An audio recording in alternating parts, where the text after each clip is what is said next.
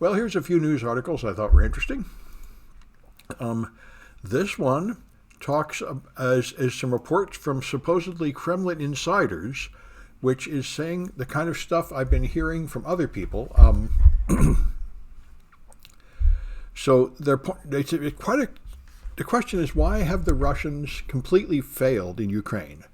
They thought they would be able to take over the place in 24 or 48 hours, and here it is, something like 14 days, and they haven't even taken over one city yet. And they just don't seem to have any idea what they're doing. They can't even keep their tires intact on their tanks. They can't even keep their stuff fueled. They don't even have food for their troops. And two of the generals got killed. And I heard a military expert talking about this, saying that's insane. When you let your generals get killed, that means you've totally lost all control. You got your generals going to the front lines getting killed. And so they're trying to explain what happened here. And they said nobody in the Russian government knew they were going to invade. They thought all this putting troops on the border was just a posture as a negotiating trick. And Putin is apparently so crazy that he believes all these lies, which is what he's been saying. I mean, he believes what he's getting told by the yes men next to him, saying they'll take Kiev quickly, the Ukrainians are blowing themselves up, that Zelensky is a coke addict, and so on. And this is very reminiscent of what Donald Trump, a very similar character, believed. So anyway, they say people are very discouraged, and it's very bad, which I must say is only logical. This, I think, has damaged Putin beyond redemption. I think Putin will not survive this.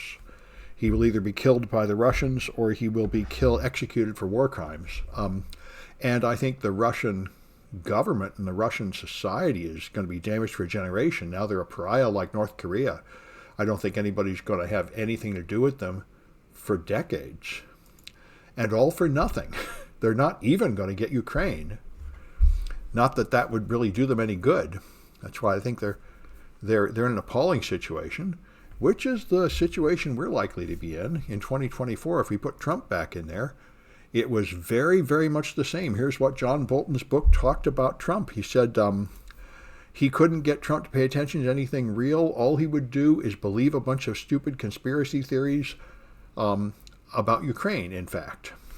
Believing that Ukraine interfered with the election, it wasn't Russia, and that they had proof, that Hillary Clinton had a server in Ukraine full of her emails, and just stupid stuff like that.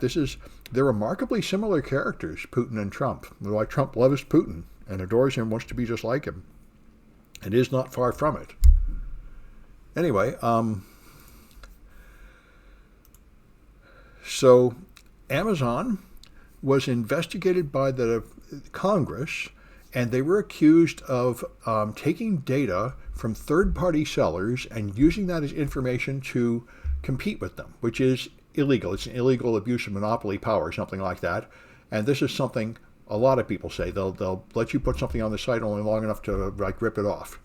And then when they were asked about this, they totally said they did not use the data from third-party sites. And then 3 newspapers investigated and found that they totally do and found the evidence. And then they went back before Congress and lied again, saying they don't. So now they're going up for the Department of Justice to be charged with the crime of lying to Congress. So it looks like Amazon's been pretty naughty, and it looks like maybe they'll get punished in some way.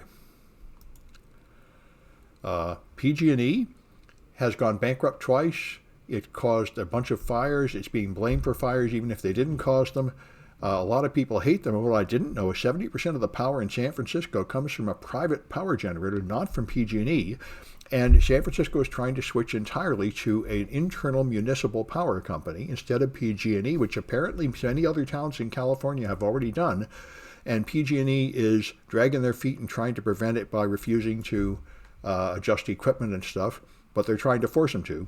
So it may be that before long, San Francisco will have its own power company and no longer be connected to PG&E.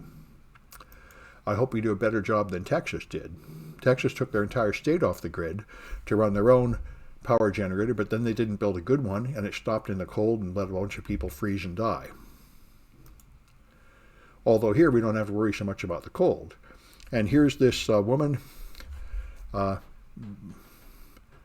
Maria Butina, who was a spy and is now, I think, in the Russian State Duma, and she is now seriously saying that the hospitals and civilian places that got bombed by the Russians were not bombed by the Russians. It must be the Ukrainians blowing themselves up. The same stuff Putin apparently believes, that the Russians are not committing war crimes. The Ukrainians are blowing themselves up for some reason that's hard to understand. And she's saying that. And this is also what happened. It's still happening in the Republican Party. Once you have a leader that believes this stuff, everybody around him has to say things like this. Yeah, Russian Taylor Green. That's right. Just like the same kind of thing. This is the people that will rise to the top because they will say what the leader wants to hear. So anyway, all right. Well, that's enough news.